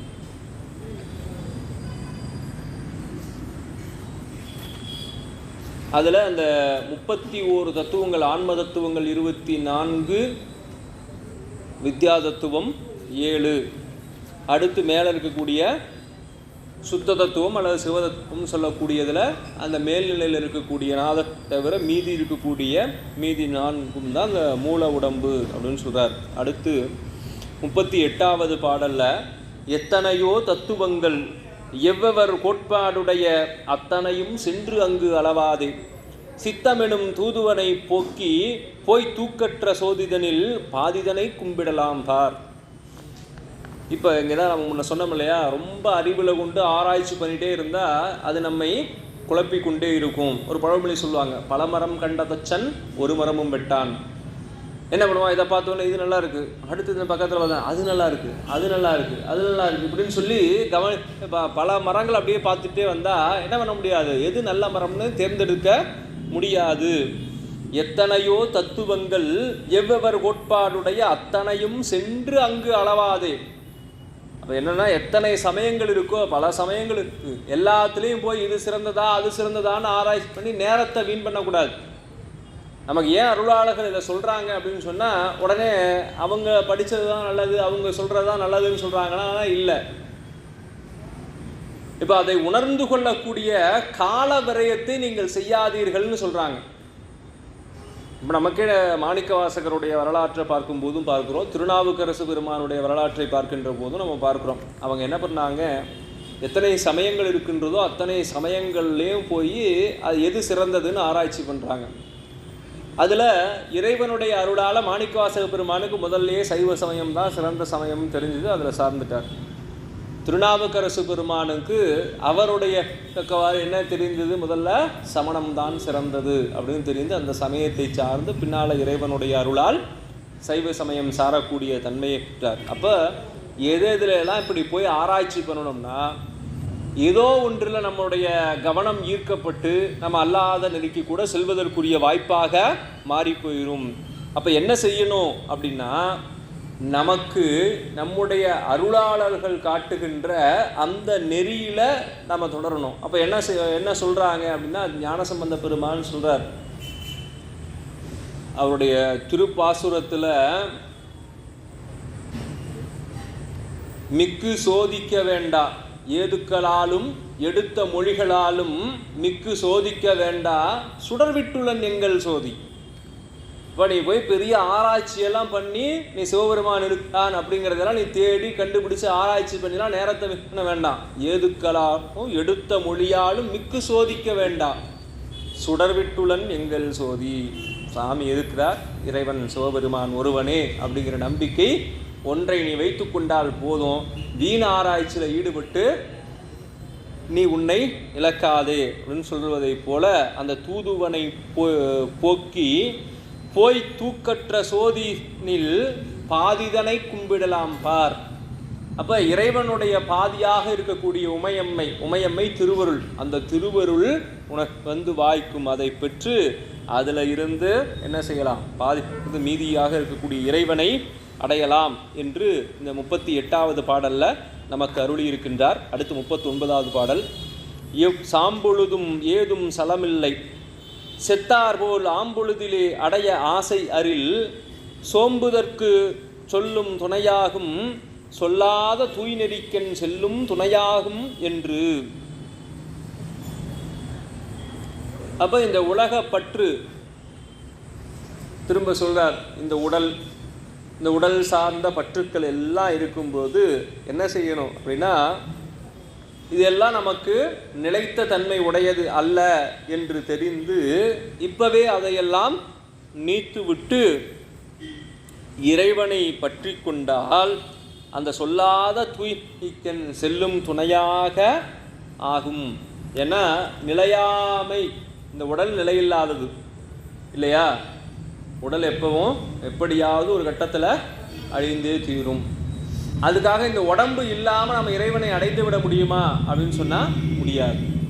அப்போ இறைவன் அவனை அடைய வேண்டும் என்பதற்காகத்தான் அநாதிகத்தில் இருக்கின்ற நமக்கு கருணையோடு அவன் தனு கரண புவன போகங்களை படைத்து கொடுத்து இதிலே உள்ளே நம்மை ஆட்படுத்தி அங்கிருந்து மேல்நிலைக்கு கேவல நிலையிலிருந்து சகல நிலைக்கு கொண்டு வந்து சகல நிலையில இருந்து நம்மை சுத்த நிலைக்கு அழைத்து செல்லுகின்ற அந்த நிகழ்வினை இங்கே காட்டுகின்றார். அப்போ அந்த தூய்நெறி என்று சொல்லக்கூடிய அந்த சுத்த நிலை என்று சொல்லக்கூடிய மீண்டும் பிறவா நிலையை அடைவதற்கு என்ன பண்ணணும் அப்படின்னு சொன்னால், நாம் தூய்மை நெறியாக இருக்கணும். அந்த தூய் நெறிக்கன் போகணும். தூய நெறிக்கு போகணும்னா நாம் முதல்ல தூய்மையாக இருக்கணும். நம்ம இடத்துல எப்படி உடலால், மனத்தால், அடுத்து வாக்கால், இதில் எல்லாத்துலேயும் மன வாக்கு காயத்தால் தூய்மை உடையவர்களாக நாம் இருக்கணும். அடுத்து 40வது பாடல செய்தியை சொல்றார், வேண்டுங்கால் வேண்டும் பிறவாமை என்றமையால் வேண்டின் அஃது ஒன்றுமே வேண்டுவது வேண்டினது வேண்டாமை வேண்டவரும் என்றமையால் வேண்டிடுக வேண்டாமை வேண்டும் அவன்பால். இங்கேயும் வேண்டுங்கால் வேண்டா வேண்டும் பிறவாமை, மற்றது வேண்டாமை வேண்டவரும் வள்ளுவ பேராசான்னு சொல்கிறார். இப்போ இறைவனிடத்தில் போய் என்ன வேண்டும் வேண்டணும் அப்படின்னு சொன்னால், சாமி எனக்கு பிறவாமை வேண்டும். என்ன வேண்டும்? பிறவாமை வேண்டும். சரிங்க, பிறவாமை வேண்டும் அப்படின்னு கேட்ட உடனே சாமி வாப்பா போவோம் அப்படின்னு சொல்லி பிறவா நெறிக்கு கூட்டிகிட்டு போயிடுவாருன்னா இல்லை. அப்போ நாம் என்ன கேட்கணுமா, இறைவனிடத்தில் பிறவாமை வேண்டும் பிறவாமை வேண்டும் நாம் கேட்டுட்டு இருந்தோம்னா இறைவன் என்ன செய்வானா, இந்த வினையெல்லாம் ஊட்டி ஒரு சரியான பக்குவ நிலை வரும்பொழுது நமக்கு பிறவாமை கொடுத்துருவார். அப்போ இறைவனிடத்தில் என்ன வேணும், சரி அப்படி பிறவாமையை வேண்டுனா மற்றதெல்லாம் கிடைக்காம போயிடுமா அப்படின்னு சொன்னால் மற்றது வேண்டாமை வேண்ட வரும். இப்போ நாம் ஒரு பெரிய ஒரு புண்ணியம் செய்து வைத்தார். அப்போ இறைவனிடத்தில் சாமி இனிமேல் நான் பிறவா நெறிக்கு வரணும் அப்படின்னு சொன்னால் இறைவன் என்ன செய்வார், அந்த வினை தொகுதி என்ன செய்யும், அப்போ அதை இவருக்கு ஊட்டித்தான். அப்போ என்ன செய்வார், அது புண்ணிய பயனாக ஒரே இடத்துல வந்து பெரும் நல்ல நிலையில் பெரும் செல்வந்தராவார். அப்படியே அவரை தேடி பல கோடி ரூபாய் வரும். அப்படி வந்த உடனே என்ன பண்ணுவார், அப்படி அதை வந்த உடனே அதை பிடிச்சிக்கிட்டாருன்னா திரும்ப கீழே போயிடுவார். ஆனால் அவருக்கு இறைவனுடைய அருள் இருக்குது. அதை அப்படியே எடுத்து ஒரு திருக்கோயில் பணி கொடுத்துட்டு இவர் இறைவனோட கிளம்பிடுவார். அப்போ அந்த வேண்டாமை வேண்ட வரும் அப்படிங்கிறது இந்த நிலையில் நமக்கு வேண்டுங்கால் வேண்டும் பிறவாமை என்றமையால் வேண்டின் அக்கு ஒன்றுமே வேண்டுவது, அது ஒன்றை மட்டுமே இறைவனிடத்தில் கேட்டுக்கொண்டிருந்தோம்னா வேண்டது வேண்டாமை வேண்ட வரும் என்றமையால் மற்றது எல்லாம் என்ன, நாம் செய்த புண்ணியத்துடைய பயனெல்லாம் நாம் வேண்டாமலேயே நமக்கு வந்து சேரும். அதனால் இறைவனிடத்தில் சாமி இந்த உலகப் பொருள் எல்லாம் எனக்கு வேண்டாம், நீ தான் வேணும், உன்னிடத்தில் இருக்கக்கூடிய அன்பு தான் வேணும், உன்னுடைய அருள்தான் வேண்டும் என்று சொல்லி அவனிடத்தில் கேட்க வேண்டும் என்று சொல்லி இங்கே காட்டுறார். அடுத்து 41வது பாடலில் அரண உணர்வுதனில் அவ்வுணர்வை மாற்றில் கரணமும் காலும் கைகூடும் புரணமது கூடாமையும் கூடும் கூடுதலும் கூட்டினுக்கு வாடாமையும் கூடும் வந்து. அப்போ அரண உணர்வு, அரண உணர்வு அரண் ஆகிய உணர்வு, அதாவது பாதுகாப்பாக இருக்கக்கூடிய உணர்வு. நம்ம வீடு அப்படின்னு நம்ம இருக்கக்கூடிய இடத்த சொல்கிறோம் இல்லையா, அது வந்து எதனால் வீடு அப்படின்னு சொன்னால் நமக்கு வெயிலும் மழையும் துன்பம் தரும். அந்த வெயிலால் ஏற்படக்கூடிய துன்பத்தையும் மழையால் ஏற்படக்கூடிய துன்பத்தையும் விடுத்து நாம் இருக்கக்கூடிய இடம் அப்படிங்கிறனால அதற்கு வீடுன்னு பேர். அப்போ பிறப்பாகிய துன்பத்தையும் இறப்பாகிய துன்பத்தையும் நீங்கி இந்த உயிர் மகிழ்வோடு இருப்பதனால தான் அந்த இடத்துக்கு என்னன்னு சொல்கிறாங்க, வீடு அப்படின்னு அதையும் சொல்கிறாங்க. இது உடலுக்குரிய வீடு, அது உயிருக்குரிய வீடு, வீடு பேரு. அப்போ அந்த அரண உணர்வுதனில் அவ்வுணர்வை கரணமும் காலும் கைகூடும். அப்போ என்ன சொல்கிறார் அப்படின்னா, இந்த கரணங்கள் நமக்கு வந்து இறைவன் இந்த உடலை கொடுத்துருக்கிறார். அப்படியே திரு அங்கமாலை, நாவுக்கரசருடைய திரு அங்கமாலையை எடுத்து வச்சு, இந்த கண்கள் நமக்கு எதுக்காக கொடுக்கப்பட்டிருக்கிறது, கண்கால் காண்மின்களோ கடல் நஞ்சுண்ட கண்டந்தனை எண்டோல் வீசி நின்று ஆடும் பிரான்தனை கண்கால் காண்மின்களோ. அந்த கண் எதற்காக கொடுக்கப்பட்டிருக்கு, இறைவனை காண்பதற்காக. அப்படி இந்த இயல்பாக உலகப்பற்றிலே செல்லக்கூடிய அந்த பார்வையை மாற்றி இறை சிந்தனை இருக்கக்கூடிய அந்த கருவி கரணங்களை எல்லாம் கைகூட வைத்தால் புரணமது கூடாமையும் கூடும். அப்போ இறைவனுடைய திருவடியை சிந்தித்திருப்பவர்க்கு வேற என்ன மற்ற சிந்தனை, அதை உண்மையாக சிந்தித்திருப்பவர்க்கு மற்ற புறச்செல்வங்களில் சிந்தனை வராது. அப்படி வந்துருச்சுன்னா இறை சிந்தனை கூடிடுச்சுன்னா கூடுதலும் கூட்டினுக்கு வாடாமையும் கூடும் வந்து. அப்போ இந்த வாடாமை அப்படின்னா உடம்பு என்ன ஆகும், அங்கே ஒரு கட்டத்தில் என்ன பண்ணுவோம், குழந்தையா இருக்கும்போது ஒல்லியாக இருப்பாங்க, அடுத்து கொஞ்ச நாள் ஆனோம்னா நல்லா உடம்பு பெருசாக, அப்புறம் வயசான ஆளுக்கு என்ன ஆகும், கொஞ்சம் கொஞ்சமாக உடம்பு சுருங்க ஆரம்பிச்சிடும், அப்புறம் உடம்பு வாட ஆரம்பிச்சிடும். அப்படி வாடாமல் இறைவனுடைய திருவடி அடையக்கூடிய நிலை வாடாமையும் கூடும் வந்து. சில பேர் அப்படியே பார்க்க அப்படியே இருப்பாங்க. அது அதே போல் அந்த இறந்ததற்கு பின்னால் சில பேர் பார்த்தா விகாரமாக ஆயிடுவாங்க. ஆனால் இறை அருள் நெறியில் இருக்கிறவங்களுக்கு அந்த விகாரம் இருக்காது. அவங்க பார்த்தா போய் பார்த்தோம்னா அப்படியே படுத்து தூங்கும்போது எப்படி இருக்கிறாங்களோ அதே போல் அந்த இறந்த நிலையிலையும் அவர்களுடைய உடல் இருக்கும். அப்படி இருக்கக்கூடிய அந்த வாடாமல் இறைவனை சென்றடையக்கூடியது. உயிர் எப்படின்னா உயிர் பிரியும் போது பல வேதனைகள் அனுபவிக்கும். செய்த அந்த பலன் வந்து நாவுக்கரசு பெருமான் வார் இல்லையா, யம தூதர்கள் வந்து இந்த உயிரை பிடித்து இழுத்து அப்படியே அவங்ககிட்ட இருக்கக்கூடிய ஆயுதங்களால் தாக்கி அப்படியே கூட்டிகிட்டு போவாங்களாம். அப்படி கூட்டிகிட்டு போகாமல் சிவகணங்கள் அழகாக வந்து அழைச்சிட்டு போகிற மாதிரி. அப்படி இந்த உயிர் இறைவனில் இருந்தால் அந்த யமதூதர்கள் வராமல் சிவகணங்கள் வந்து நம்மை அழைத்து செல்வார்கள். அப்போ அந்த வாட்டம் இருக்காது.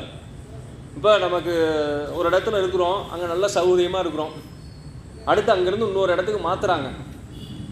அப்போ என்ன பண்ணுறாங்க, இல்லைங்க உங்களுக்கு வந்து இன்னும் கீழே போங்க அப்படின்னு சொன்னால் நமக்கு என்ன வரும், கோவம் வரும், வருத்தம் வரும், பாடி போயிடும். ஆனால் அது இன்னும் கொஞ்சம் மேல் இடத்துக்கு போங்க, உங்களுக்கு ப்ரொமோஷன் கொடுத்துருக்கோம், இன்னும் பெரிய நிலைக்கு போங்க, வேறு இடத்துக்கு போங்கன்னா அப்போ என்ன சொல்லுவோம், சந்தோஷமாக இந்த இடத்த விட்டு போவோம். இவ்வளோ நாள் சௌகரியமாக இருந்த இந்த இடத்தை விட்டு நமக்கு இன்னும் மேலான ஒரு இடத்துக்கு கூட்டிகிட்டு போகிறாங்க அப்படின்னு சொல்லும்போது என்ன பண்ணுவோம், சந்தோஷமாக போவோம். அப்போ நம்ம நரகத்துக்கு கூட்டிகிட்டு போகிறாங்க, யமதூதர்கள் வந்து கீழான இடத்துக்கு இழுத்துட்டு போகிறாங்கன்னா நம்ம உயிர் வருத்தப்பட்டு வேதனைப்பட்டு உடம்பை விட்டு புரியும். அதே சிவகணங்கள் வந்து வாப்பா சாமி உன்னை கூப்பிடுறார் அப்படின்னு சொல்லும்போது இங்கே இருந்ததை விட மேலான இடத்திற்கு போகும்போது என்ன ஆகும், உயிர் மகிழ்ச்சியாக செல்லும். அப்படி அந்த வாடாத நிலையில் இறைவனை சென்று அடையும். அடுத்து 42வது பாடல். இன்று இங்கு அசேதனமாம் இவ்வினைகள் ஓரிரண்டும் சென்று தொடரும் அவன் சென்றிடத்தே என்றும் தான் தீதுருவனானால் சிவபதிதான் கைவிடுமோ மாதொரு கூறு அல்லனோ மற்று. இப்போ இந்த உயிருக்கு 2 வினை இருக்கு, நல்வினை தீவினை. இந்த இரண்டுமே வந்து என்ன ஆகும் அப்படின்னா சில சமயங்களில் சொல்வதைப் போல வினை தானாக போய் ஒருவனை பற்றி கொள்ளுமானா பற்றாது, அல்லது இவன் தேடி போய் வினையை பற்றி கொள்வானா பற்ற மாட்டான். இப்போ நம்மளை போய் தேர்ந்தெடுத்துக்கங்க அப்படின்னு சொன்னால் என்ன பண்ணுவோம், சாமி எனக்கு நல்லது மட்டும்தான் வேணும், கெட்டதே எனக்கு வேண்டாம் அப்படின்னு சொல்லி என்ன பண்ணுவோம், நாம் போய் வினையை எடுத்துக்கொள்வோம். அப்படின்னா நம்ம நல்வினையை மட்டும்தான் எடுத்துக்குவோம். அப்போ இறைவன் என்ன செய்ய, இறைவன் தான் ஊற்றான். அந்த ஆன்மாக்களுக்கு வினை தானாக வராது, அது சடப்பொருள். அப்படி அசேதனமாக இருக்கக்கூடிய அந்த பொருள் நம்மை தானாக வந்து அடையாது. அந்த இடத்துல இறைவன் என்ன செய்கிறான், இறைவன் தான் எடுத்து ஊட்டுவான். இதுக்கு நமக்கு சான்று சொல்லுவாங்க. ஒரு வண்டி, அடுத்து ஒரு காலை இருக்கு, இது ரெண்டையும் என்ன பண்ணுவான், தானே போய் காலை வண்டியை பூட்டிக்குமானா பூட்டிக்காது. அப்போ அந்த காலையையும் அந்த வண்டியையும் பூட்டக்கூடிய ஒருவன் என்பவன் இருக்க வேண்டும். அப்போ அந்த அசேதனமாக இருக்கக்கூடிய இந்த சடப்பொருள்கள் தானே வந்து உயிர்களை கூடாது. அப்போ இறைவன் என்ன செய்ய, அப்படி இறைவன் எடுத்து ஊட்டுகின்ற போது இந்த இருவினைப்பு என்று சொல்லக்கூடிய நிலைக்கு வந்தவர்களுக்கு திரும்ப அந்த வினையை இறைவன் ஊட்டுவானா அப்படின்னு சொன்னால் ஊட்ட மாட்டான். முன்பு சொன்னதை போல நல்லா படிக்கிற பையனுக்கு அவனை தடி எடுத்து அடிக்கணும், படிக்க சொல்லணும் அப்படிங்கிற அவசியம் இல்லை. அப்போ இந்த வினையை இறைவன் என்ன எடுத்து ஊட்டானா அப்படின்னா ஊட்ட மாட்டான். அவர்களை தீவினை பக்கம் திரும்ப கூட விடாமல் இறைவன் காத்துக்கொள்வான். ஒரு ஆசிரியர் எப்படி தன்னுடைய மாணவன் கல்வியிலும் ஒழுக்கத்திலும் சிறந்தவனாக இருக்க வேண்டும் என்று அவனை எப்போதுமே கவனித்து கொண்டே இருக்கிறாரோ அதை போல நாம் நல்ல நிலையில் இருந்தால் இறைவனும் என்ன செய்வான், நம்மை கீழ்நிலைக்கு செல்லாதவாறு ஒரு தடுத்து நிற்கக்கூடிய நிலைக்கு. அந்த ஜீவன் முக்தர் என்று சொல்லக்கூடிய இந்த பிறவியிலேயே முக்தி அடையக்கூடிய தகுதி உடையவர்கள் மற்ற உயிர்களுக்கு வழிகாட்டக்கூடிய நிலையில் இருப்பவருக்கெல்லாம் இறைவன் என்ன செய்ய மாட்டான், அந்த வினையை ஊட்டமாட்டான். அடுத்து 43வது பாடல்.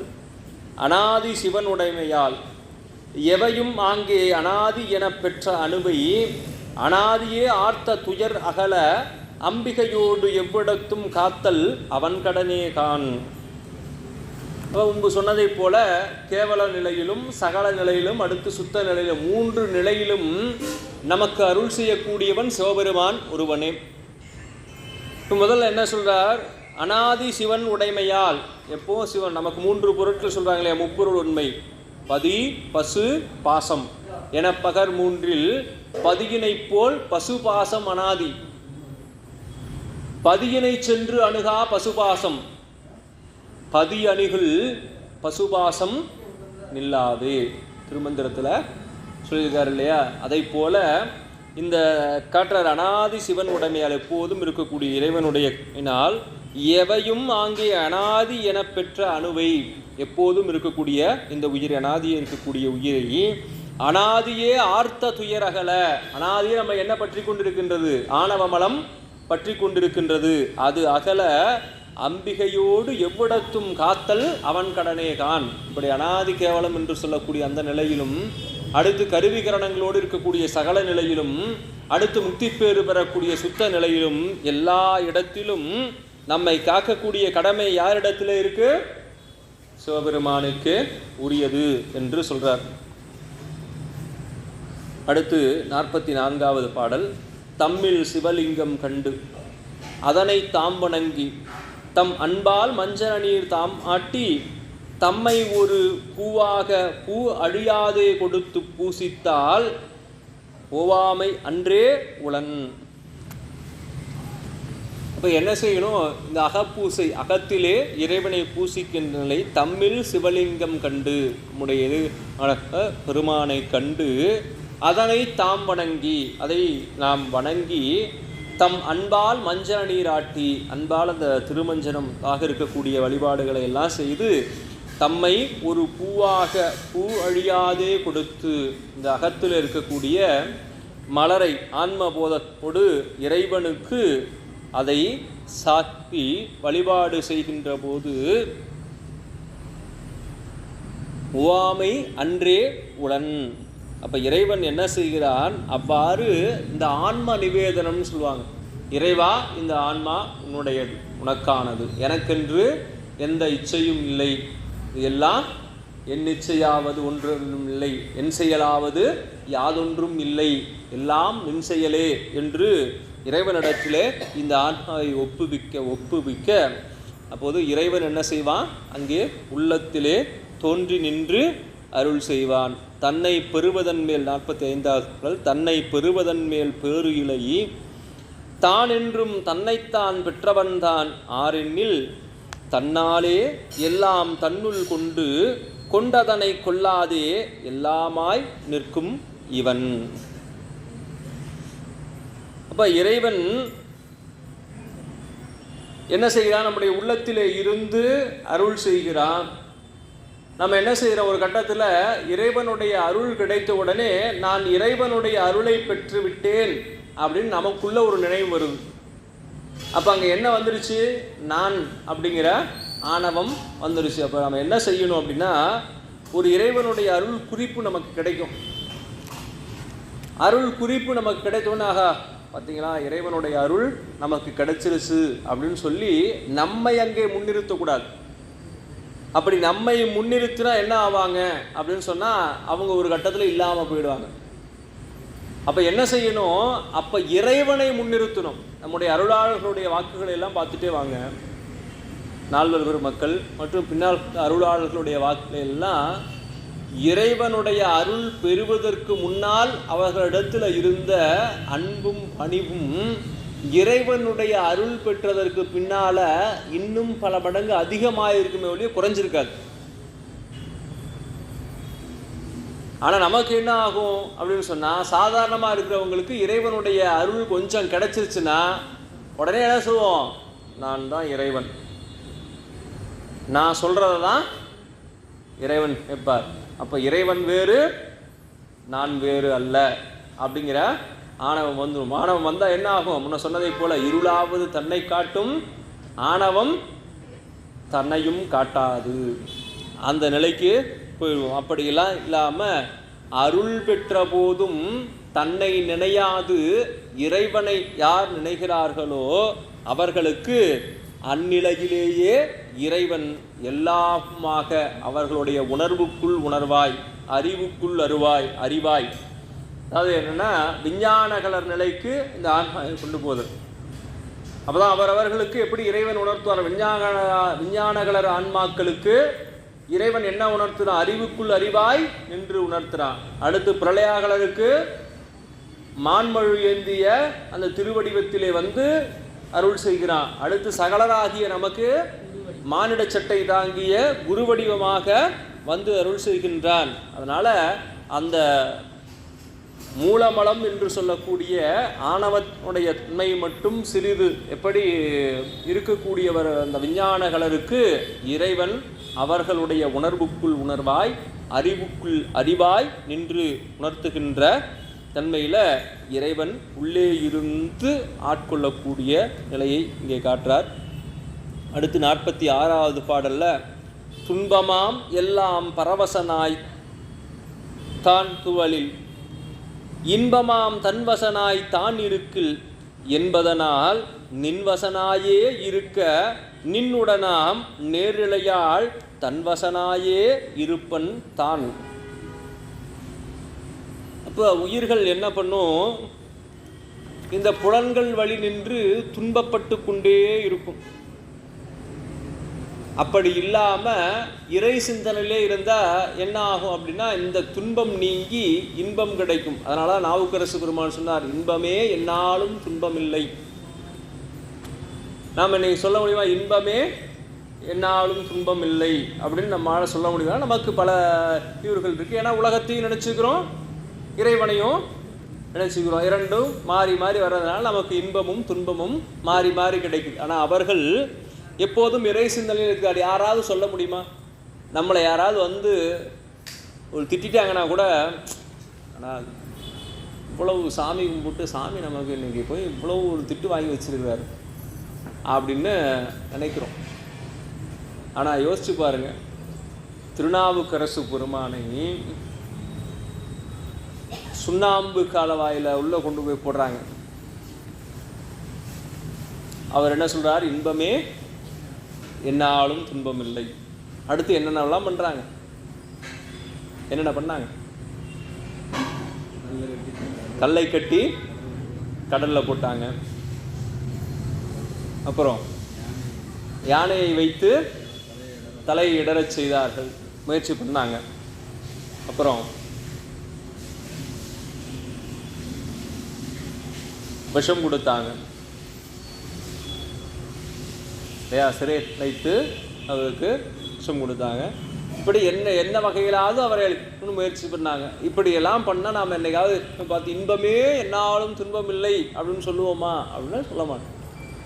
அப்போ அவர்கள் இதையெல்லாம் கடந்த நிலையிலே இருக்கக்கூடியவர்கள். அதனால் அவர்கள் எப்போதும் இறை சிந்தனையிலே இருக்கிறதுனால அவர்களுக்கு இன்பம் ஒன்றே கிடைக்கிறது.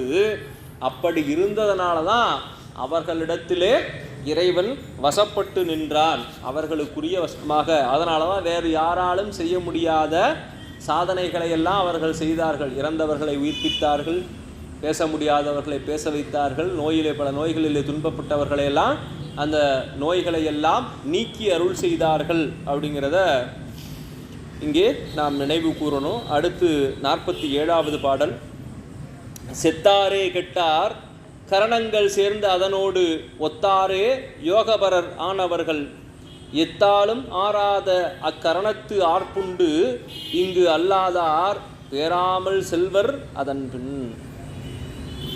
இப்போ செத்தார் அப்படின்னா எப்படி செத்தவர்கள் செயல்பட மாட்டார்களோ அதை போல இந்த வினையின் வசப்பட்டு செயல்படாத நிலையிலே இருக்கக்கூடியவர்கள் எல்லா செயலும் இறைவனுடைய செயல் அப்படின்னு நினைந்து தான் இதை செய்கின்றோம் என்கின்ற அந்த நிலைப்பாடு இல்லாமல் செய்த செயல்தான் என்ன ஆகும், அது இறைவனுடைய செயலாகவே மாறும். நமக்கு சண்டேச நாயனார் சிவபூசை செய்கின்ற போது அந்த பூசைக்கு இடையூறு வந்தபோது வந்தது யாருன்னு தெரியல, என்ன செய்தார்கள்னு தெரியல, அருகில் இருக்கக்கூடிய அந்த கோலை எடுத்து அப்படி வீசினார். அவர் என்ன நினை செய்தாரோ அது நிறைவேறது அதுக்கப்புறம்தான் பார்க்கிறார். அதே போல அங்கே அந்த நிலையில் தற்போதும் கெட்ட நிலையில் அங்கே இருக்கக்கூடிய செயல் எல்லாம் என்னவாகும், இறைவருடைய செயலாக மாறும். அடுத்து 48வது பாடல்ல, கண்ணும் கருத்தும் கடந்ததொரு பேரு ஏயும் கண்ணும் கருத்தும் கலிகூற நன்னி வடமடக்கி நிற்கும் வடவித்தே போல உடனடக்கி நிற்பர் காணுற்று. அப்போ இறைவன் எப்படி இந்த சிவயோகிகளாக இருக்கக்கூடிய இந்த அவர்களுடைய இதய தாமரையிலே எப்படி இறைவன் வீற்றிருக்கின்றான் அப்படின்னு சொன்னால், எப்படி ஒரு ஆலமரத்தினுடைய வித்து எவ்வளவு சின்னதாக இருக்கும், ஆனால் அதுக்குள்ள எவ்வளவு பெரிய ஆலமரம் அடங்கி இருப்பதை போல காட்டார். வடக்கும் அடக்கி நிற்கும் வடவித்தே போல உடனடக்கி நிற்பர்கான் உற்று.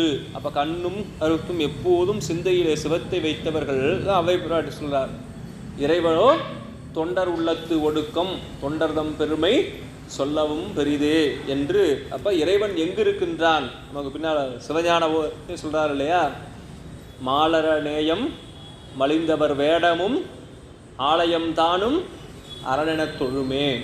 அப்போ இறைவன் எங்கு இருக்கின்றான் அப்படின்னா, இறைவன் திருக்கோயில் கருவறை இருக்கிறான், திருக்கோயிலில் இருக்கிறான். அடுத்து எங்கு இருக்கிறான், நடமாடும் கோயிலாக இருக்கக்கூடிய அடியார்களுடைய உள்ளத்திலே இருக்கின்றான். அப்படி அந்த இறைவனையே தன் உள்ளத்திலே அடக்கி இருக்கக்கூடியவர்கள் அந்த தொண்டர்கள் என்று சொல்லி அடுத்து 49வது பாடல, வானகமும் மன்னகமுமாய் நிறைந்த வான்பொருளை ஊனகத்தே உண்ணும் அது என்றனையேல் ஏனகத்து வாதனையை மாற்றும் வகை அதுவே மண்முதலாம் ஆதனமே அன்றோ அதற்கு.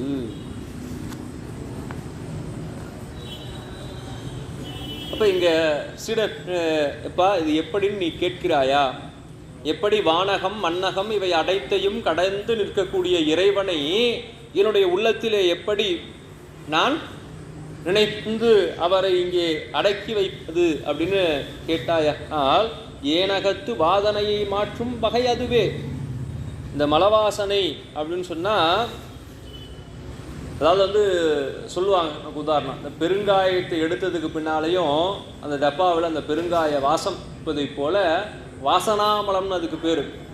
அதாவது நீங்கி போயிடும், ஆனாலும் அதனுடைய தன்மை கொஞ்சம் அப்படியே இருக்கக்கூடிய நிலை, அதுவும் அற்ற நிலையாக இருக்கக்கூடிய சிவபெருமானுக்குரிய இடமாக நினைக்க நினைக்க நினைப்பவர் மனம் கோயிலா கொண்டவன் அப்படின்னு இறைவனுக்கு பேர். அப்படி இறைவன் இங்கே இருந்து கொள்வான் என்று சொல்லி இந்த பாடல் காட்டார். அடுத்து 50வது பாடல், கல்லில் கமரில் கதிர்வாளில் சாணைதனில் வல்லு பலகையினில் வாதனையை சொல்லும் அகமார்க்கத்தால் அவர்கள் மாற்றினர்கள் கான் ஐயா சகமார்க்கத்தால் அன்றே கான். அப்போ இதில் சரியை தொண்டு அப்படின்னு சொல்லக்கூடிய இந்த உடலால் செய்யக்கூடிய தொண்டின் வழியாக இறைவனை அடைந்தவர்களை இங்கே ஒவ்வொன்றா காட்டுறார். கல்லில் பெருமான் யாருக்கு அருள் செய்தார் அப்படின்னா, திருக்குறிப்பு தொண்ட நாயனாருக்கு. அவர் நான் இந்த அடியாருக்கு செய்து கொடுத்த வாக்கை என்னால் காப்பாற்ற முடியலன்னு சொல்லி அந்த கல்லிலே துணி துவைக்கக்கூடிய கல்லிலே மோதி தன்னுடைய தலையை மோதி உயிர்விட துணிந்த போது அந்த கல்லில் இருந்து பெருமானுடைய திருக்கரம், வளையணிந்த திருக்கரம் அவரை தடுத்ததாம். அடுத்து 2வது அறிவாட்டாய நாயனார் கமரில் வயல் வெடிப்பில் அந்த மாவடும் செங்கீரையும் செந்நெல் உணவும் சிந்திய பின்னால் நான் இதற்கு மேல் உயிர் வாழ மாட்டேன் என்று சொல்லி தன்னுடைய கழுத்தை அறிந்து கொள்ள முற்பட்டார். எங்க? தண்டலை நீல்நெறி, அங்கே இருக்கக்கூடிய நீல்நெறிநாதர் திருக்கோயிலுக்கு வர்ற வழி. அப்படி அறிந்து கொள்ளக்கூடிய நிலையில் அந்த வயல் வெடிப்பிலே இருந்து ஒரு திருக்கரம் அவருடைய கையை, அவருடைய கழுத்தை அறுப்புள்ளாமல் பற்றி கொண்டது. அந்த காட்சியை இங்கே நினைவுபடுத்தார் கமரில். அடுத்து கதிர்வாளில் ஏயர்கோன் கலிக்காம நாயனார், சுந்தரர் தீர்த்தால்தான் தன்னுடைய வயிற்று வலி நோய் தீரும் என்று சொன்னபோது, சுந்தரர் தீர்த்தால்தான், உங்களை இறைவனையே தூதாக அனுப்பிய சுந்தரர் தீர்த்தால்தான் என்னுடைய நோய் தீரும்னா அந்த நோய் எனக்கு தீரவே வேண்டாம், அந்த நோயோடே நான் இறந்து போகிறேன்னு சொல்லி தன்னுடைய வாளால் எடுத்து கதிர்வாளில் அப்படியே குற்றி கொண்டு இறந்து போன ஏயர்கோன் கலிக்காம நாயனார். அப்படி உயிர் போகுது. அப்போ போன பின்னால் சுந்தரர் வருகிறார். இவர் எப்படி ஒரு அடியார் இறைவனை தூதாக அனுப்புனதுனால நம்ம மேலே கோபம் கொண்டு இருக்கிறார் அப்படின்னு சுந்தரரை தேடி வருகிறார். ஏயர்கோன் கலிக்காம நாயனாரை தேடி சுந்தரர் வருகிறார். அப்படி வருகின்ற போது அவர் இறந்து விட்டார் என்ற செய்தியை கேட்டவுடனே அந்த திரும்ப வாளை எடுத்து இனிமேல் நானும் உயிர் வாழ மாட்டேன் என்று சொல்லி தன்னை குத்திக்கொள்ள முற்படும் போது இறைவனுடைய அருளால் ஏர்கோன் கழிக்காமலாய் உயிர் பெற்று எழுகிறார். அப்போ இப்படிப்பட்ட அடியாருக்கு அடியாராக இருக்கக்கூடிய தொண்டரையா நாம் தவறாக நினைந்தோம் அப்படின்னு சொல்லி நினைந்து அவர்கள் இருவரும் நட்பு கொண்டார்கள் அப்படிங்கிற நிகழ்வினை நாம் ஏர்கோன் கழிக்காம நாயனாருடைய திருவரலாற்றில் சிந்திக்கிறோம். அப்போ இறைவன் என்ன செய்கிறான், அதுதான் இறைவனிடத்திலே உண்மையான அன்பு கொண்டு ஓர் அறத்திற்கு இன்னோர் அறம் தடையாக வருமானால், தர்ம சங்கடமான சூழ்நிலையில் வந்தால் அவர்களுக்குள் ஏற்படக்கூடிய பிணக்கினை இறைவனே தீர்த்து வைப்பான். ஆனால் இன்னைக்கு இருவருக்குள்ள பிணக்கு வருதுன்னா நான் பெரியவனா நீ பெரியவனா அப்படிங்கிற பிணக்கு வருது. அப்போ இறைவன் வந்து தீர்த்து வைக்க மாட்டான். அது இறைவன்பால் கொண்ட அன்பினால் பிணக்கு வந்தால் அந்த பிணக்கு நீங்கி போகும். நான் பெரியவனா நீ பெரியவனான்னு பிணக்கு வந்தால் அந்த பிணக்கு மேன்மேலும் வளர்ந்து தான் போகுமே ஒழிய குறைபடாது. அதனால் இங்கே ஏயர்கோன் கழிக்காம கதிர்வாளில் அடுத்து சாணைதனில் அந்த தேய்க்கக்கூடிய கல்.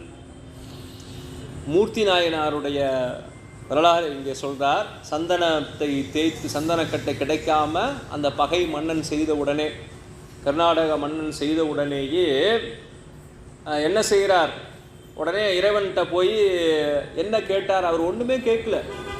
சாமி உங்களுக்கு சந்தனம் அரைத்து சாத்த முடியலையே, நான் இப்படி இருந்து என்ன செய்ய போகிறோம், சந்தனம் தான் கிடைக்கலையே ஒழிய கட்டை கிடைக்கலையே ஒழிய அரைக்கின்ற கை என்றைக்கும் தன்னுடைய பணியை செய்யும்னு சொல்லி அந்த சந்தன கல்லிலே தன்னுடைய முழங்கையை வைத்து தேய்த்து கொண்டிருந்த போது இறைவன் என்ன செய்கிறான், அந்த ஊனத்தையும் நீக்கி நாளை முதல் நீ இந்த மண்ணிற்கு அரசாள்வாய் அரசனாவாய் அப்படின்னு சொல்கிறார்.